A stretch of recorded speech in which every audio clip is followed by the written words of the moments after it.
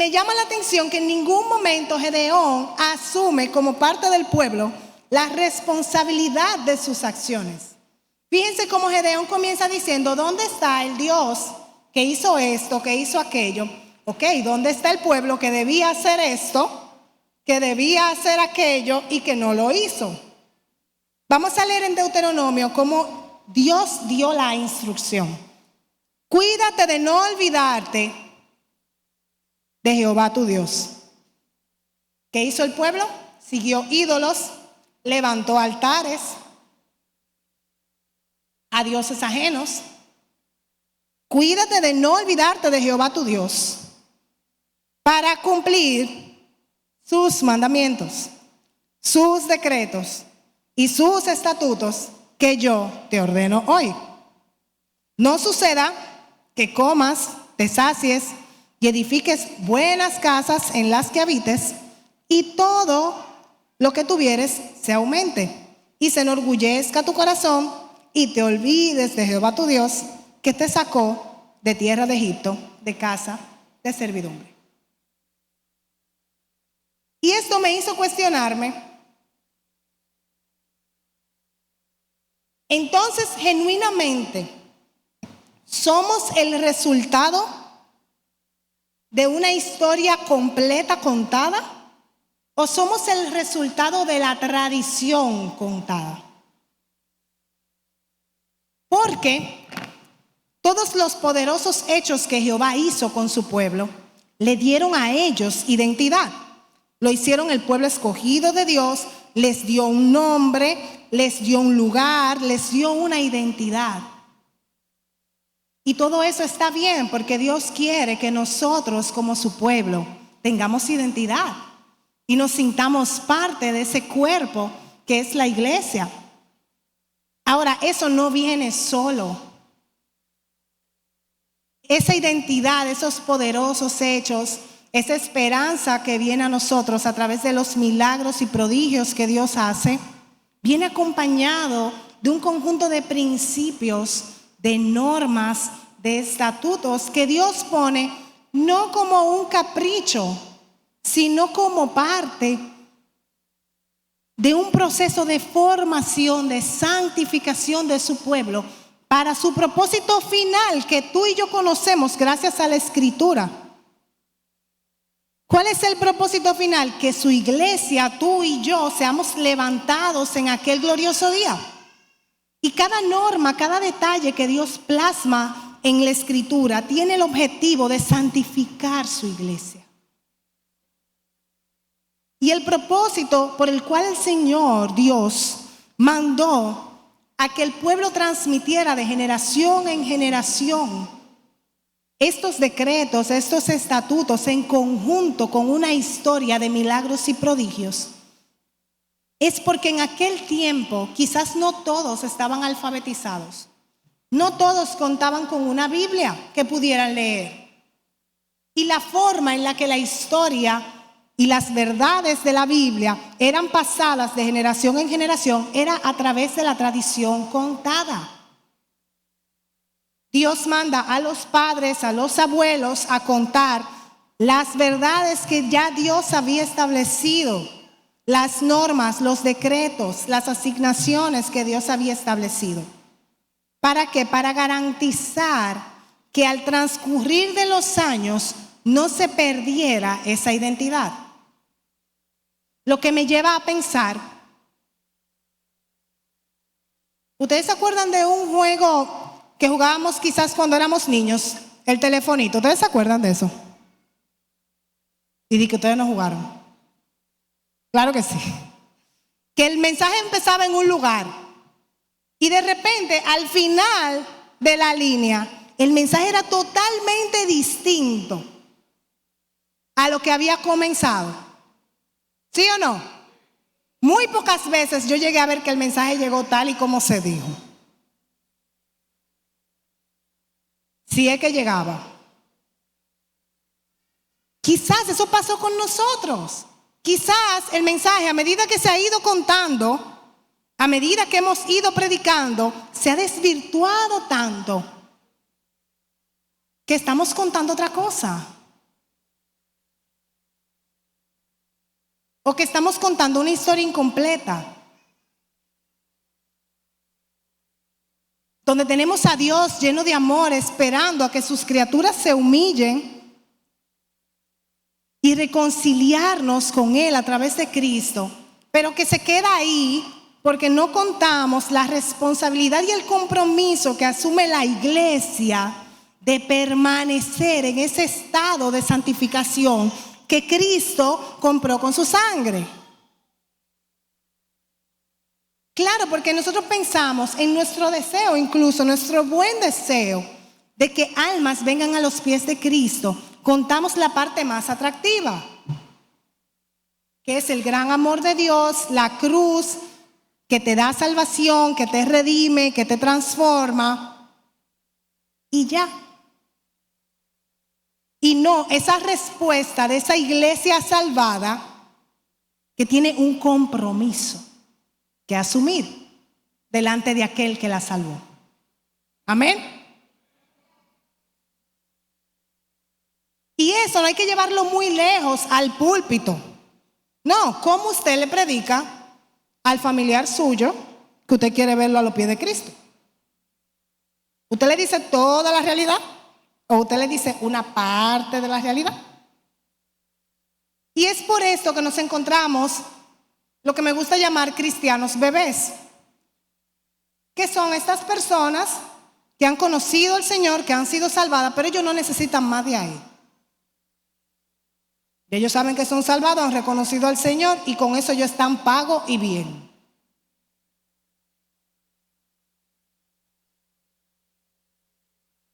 Y es porque reconocen nada más una parte de la historia. De la boca de Gedeón nunca salió decir: es que nosotros te fallamos, es que nosotros levantamos altar a ídolos delante de ti. Nunca. Gedeón empezó a reclamar por qué el Dios de sus padres no estaba haciendo algo por la situación que le estaba pasando. Y cuando eso pasa, la iglesia, el cuerpo de creyentes, tiene que tener los oídos atentos, porque eso quiere decir que hay una parte de la historia que hay que contar. Y ese fue un error que al pueblo le costó mucho, el no contar la historia completa. Si como iglesia, como institución, cada vez que ocurre una situación, nosotros los hermanos duramos 3 domingos sin venir, cayéndonos muertos, cuestionando a Dios, hay algo que hay que decir. Y es que en el mundo vamos a tener aflicción, amén. Pero que tenemos que confiar porque Cristo ha vencido al mundo. Tenemos que contar que nuestro pecado tiene consecuencias y que si bien Dios es misericordioso para no tratarnos conforme a lo que hemos hecho, Dios es santo y es justo. Y lo que tú y yo hacemos tiene consecuencias. Y esa es la parte de la madurez cristiana que muchas veces nos cuesta hacer y entender. Que no todo es culpa del otro. Que hay cosas que son mi responsabilidad porque yo me metí en ese lío. Porque yo no oré y acepté ese negocio que a mí Dios no me dijo que lo aceptara. Después no cuestiona a Dios porque el negocio fracasó y usted perdió. Porque usted no le preguntó a Dios si ese negocio era correcto. Usted no investigó. Y aún sabiendo que quizás la persona con la que usted iba a negociar no estaba haciendo las cosas correctamente en el orden de Dios, usted se metió y se hizo el loco. Porque usted puede allantar a otro, pero el Señor sabe lo que usted sabe. Amén. Si usted buscó una relación en la que el Señor no estaba, usted no pidió aprobación del Señor, usted no pidió autorización del Señor para nada, usted se metió, después usted no puede llorar. Puede llorar porque el Señor siempre lo va a recibir y lo va a amar. Pero tiene que recordar que lo que usted hace tiene consecuencias. Y le tenemos miedo a decir eso porque sabemos que eso no es bonito de escuchar. Pero es la verdad. Y como iglesia de Cristo estamos llamados a predicar la historia completa. Otra de las cosas que sucede en este llamado de Gedeón, que llama poderosamente mi atención, es que Dios le plantea su plan. Dios le dice: tú, aunque tú sientas que no eres capaz, yo voy a hacer que tú derribes a los madianitas como un solo hombre. Pero antes, tú tienes que ir a la casa de tu papá y derribar el altar que está en casa de tu papá.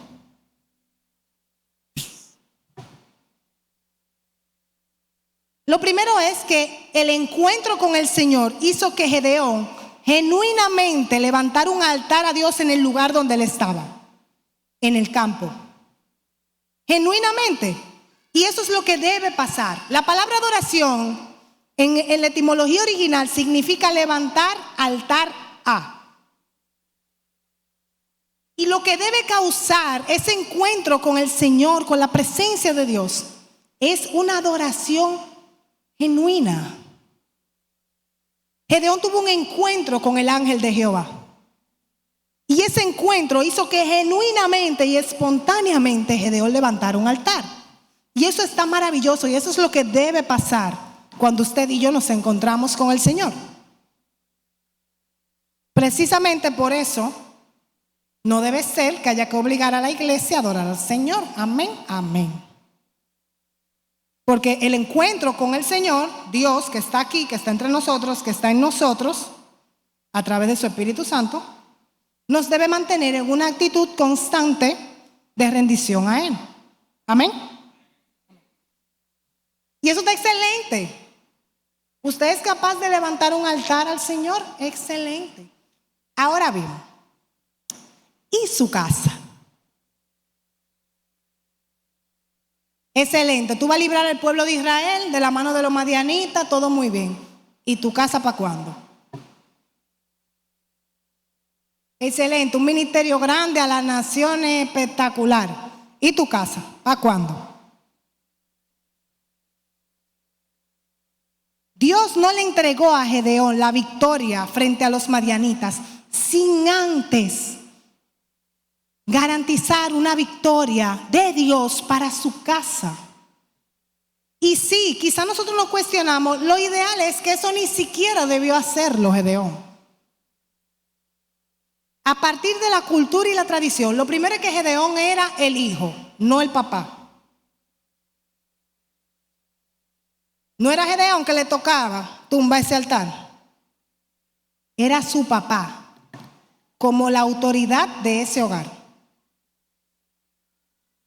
Aparte de eso, Gedeón era el más chiquito. O sea, menos que el que menos.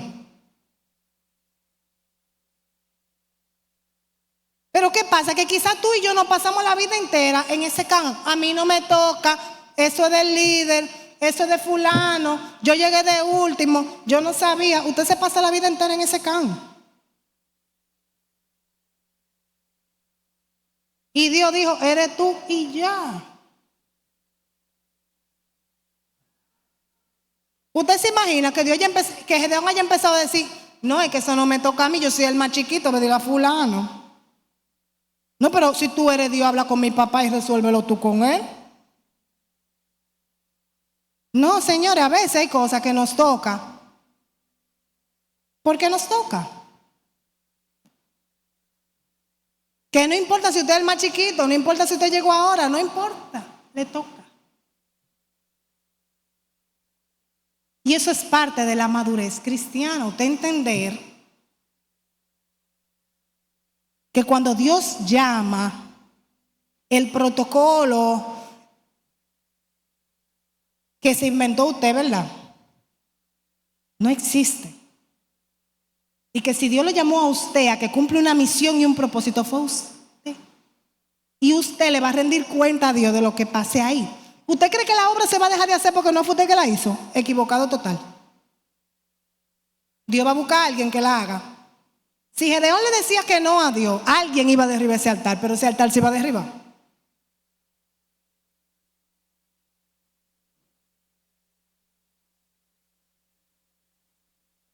Y es entonces cuando Gedeón valientemente dice, yo lo voy a hacer, pero yo lo voy a hacer de noche. No, yo no voy a hacer eso de día, que me vea todo el mundo ahí. No. ¿Con mi papá? No. Y es natural tener miedo. Estamos hablando de su papá. Usted venir y desmontarle a su papá, con el altar se estaba cayendo la idolatría. Con el altar se estaban cayendo las tradiciones paganas que ellos habían asumido como pueblo. Usted le está desmontando un muñeco a su papá, que él tenía armado ya. No era nada fácil, uno lo ve así porque gracias a Dios creo que no nos toca a ninguno derribar altares, aunque a otros sí. Pero gracias a Dios no nos tocarán ese tipo de altares por lo menos. Nos toca quizás muchas veces derribar altares de ideologías, de tradiciones con las que crecimos, de semiverdades que creemos en el camino. Quizás nos toque derribar otras cosas. Pero algo tú tienes que ofrendar. Algo tú tienes que hacer. Y es entonces cuando Gedeón lo hace de noche. Y dice la escritura que cuando todo el mundo despierta al otro día y se dan cuenta del desastre que hizo Gedeón,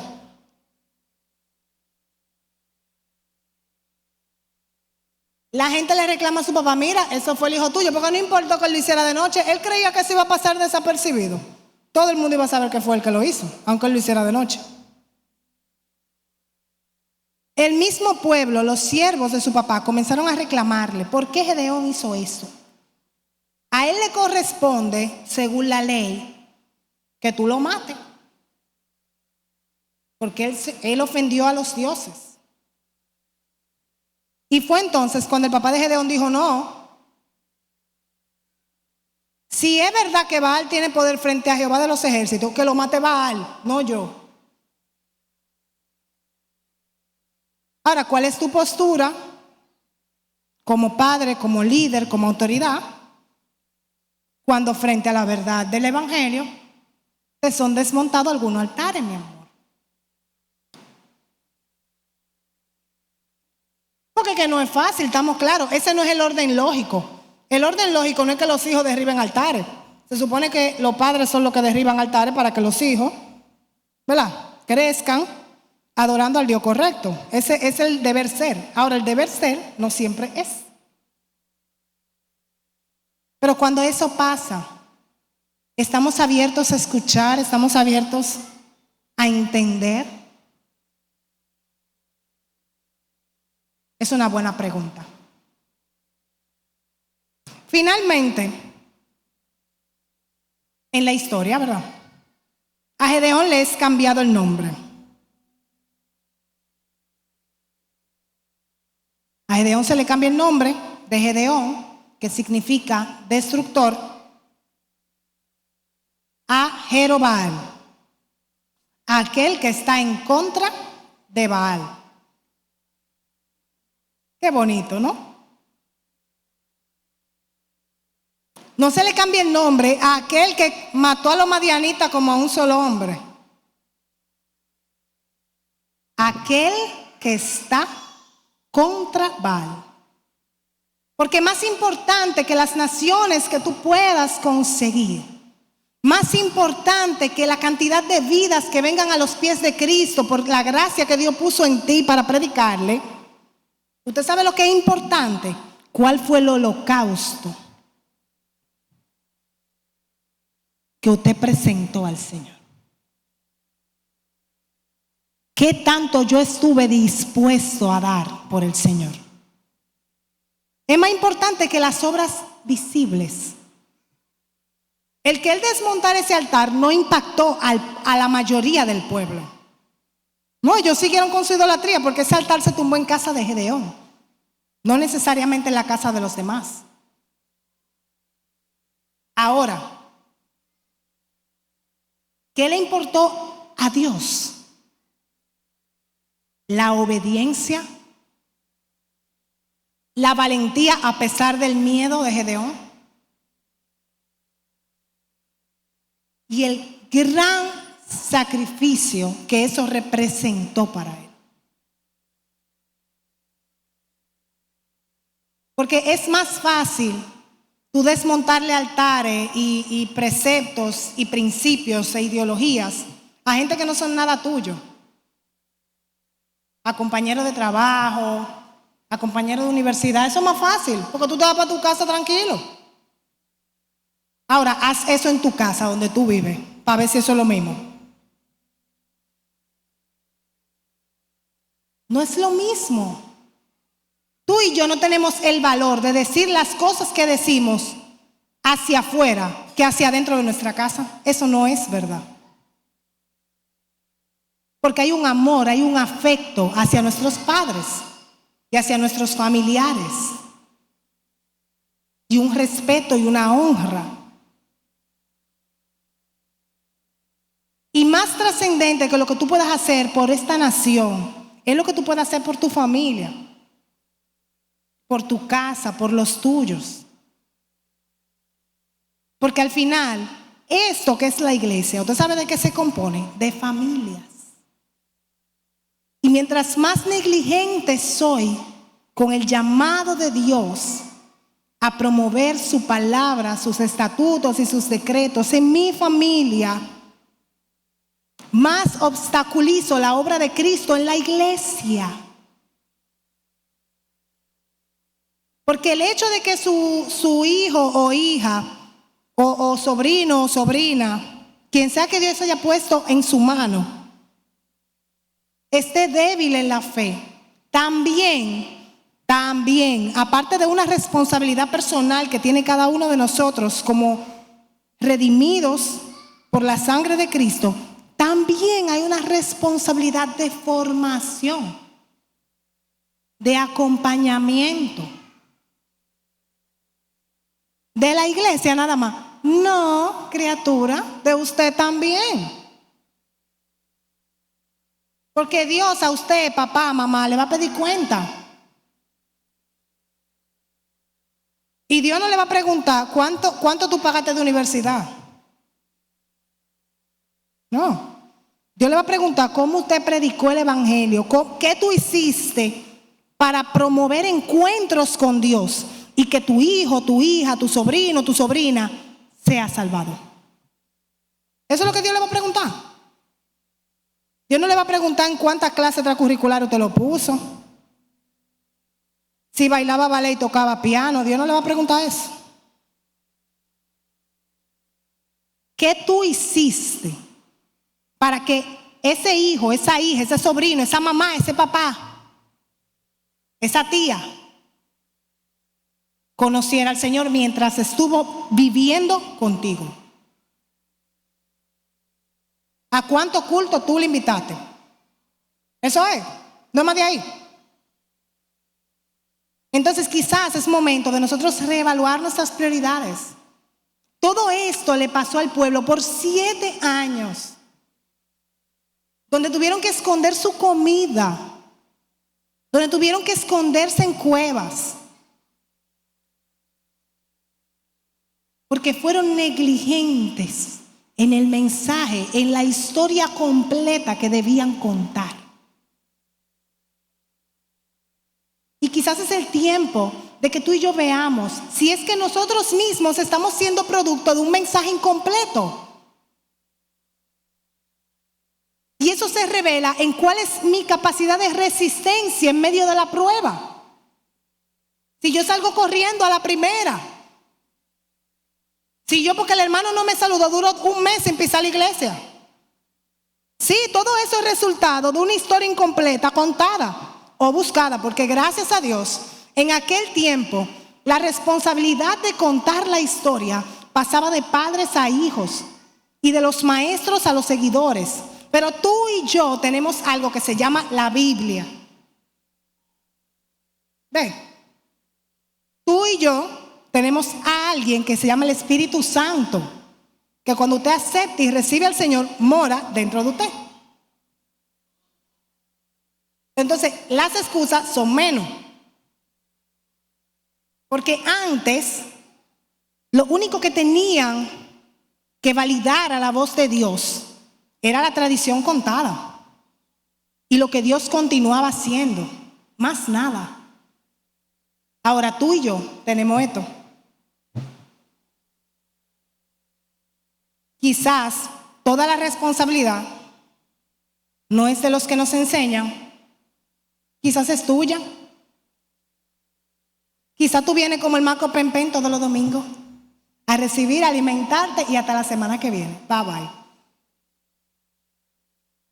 ¿Y esta cuándo? ¿Usted se imagina un bebé que coma una vez a la semana?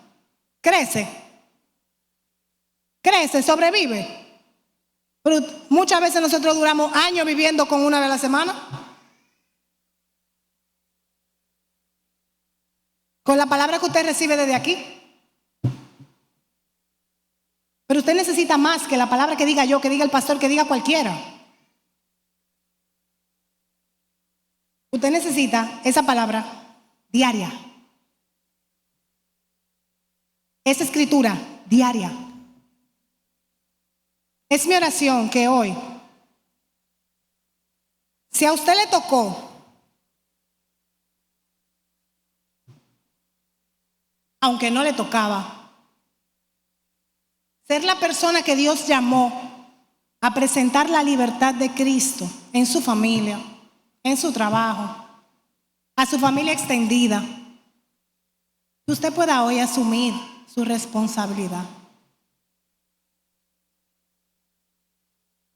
Que si fue usted la persona a la que Dios llamó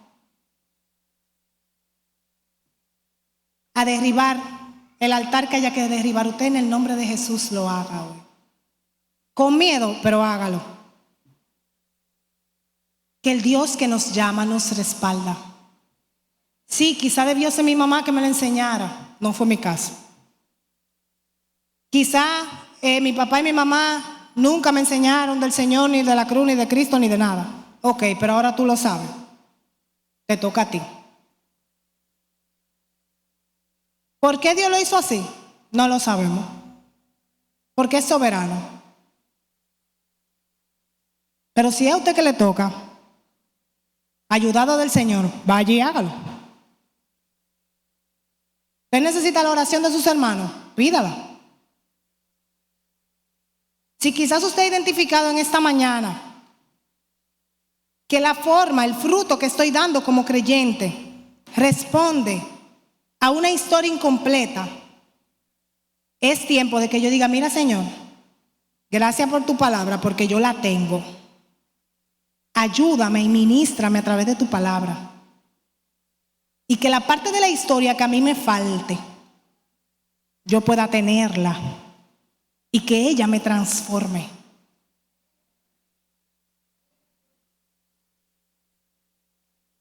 Y quizá esta palabra no es para que usted salga llorando de aquí, no, para nada. Es para que sinceramente delante de Dios identifiquemos cuál es nuestro rol.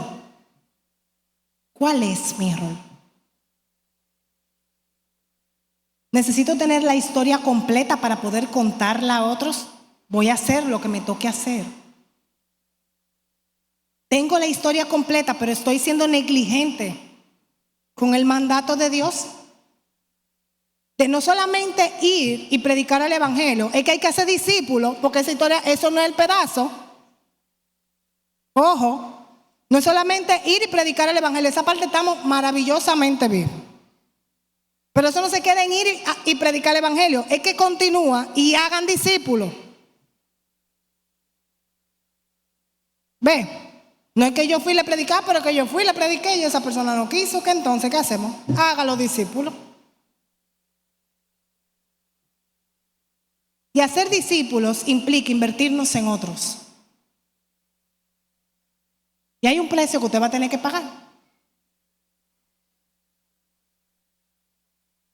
Es mi deseo que hoy evaluemos cuál es nuestra posición frente a esa historia completa que tenemos. Si estoy siendo diligente con el llamado de Dios. Si estoy siendo oportuno.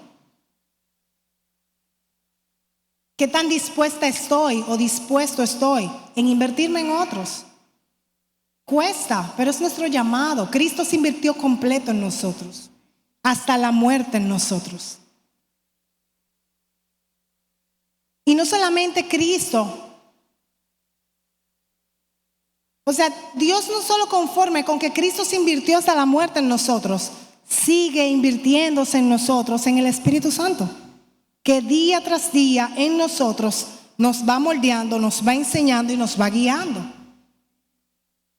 Entonces yo pienso que es mínimo lo que yo pueda hacer por otros, si yo lo comparo con Cristo. Si yo me comparo con lo que Dios se ha invertido en mí, a mí no me da una vida para hacerlo por otros. Acompáñame a orar. Señor, gracias por tu palabra. Gracias, Señor, porque ella es verdad.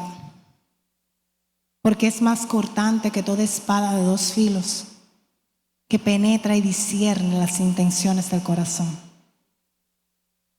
Padre, que nos enseña lo que hay en tu corazón. Ayúdanos, Señor. Si lo que nos falta es valor, danos el valor. Si lo que nos falta es conocimiento, ayúdanos y muévenos al estudio de tu palabra. Si lo que nos falta, Señor, es intención, amor, carga por las almas, ponlas, Señor. Es mi oración también, Señor, que la carga que me falte, que nos falte, tú la pongas. Padre, es mi oración que tu iglesia pueda crecer y madurar y asumir la responsabilidad que tiene delante de ti, porque tú hiciste la mayor parte. Tú entregaste a Cristo a morir en la cruz por nosotros. Gracias, Señor, por tu iglesia, porque tú cumplirás el propósito que tú tienes con ella. Te bendecimos y te exaltamos, Señor, y te damos las gracias. Amén. Si alguno de ustedes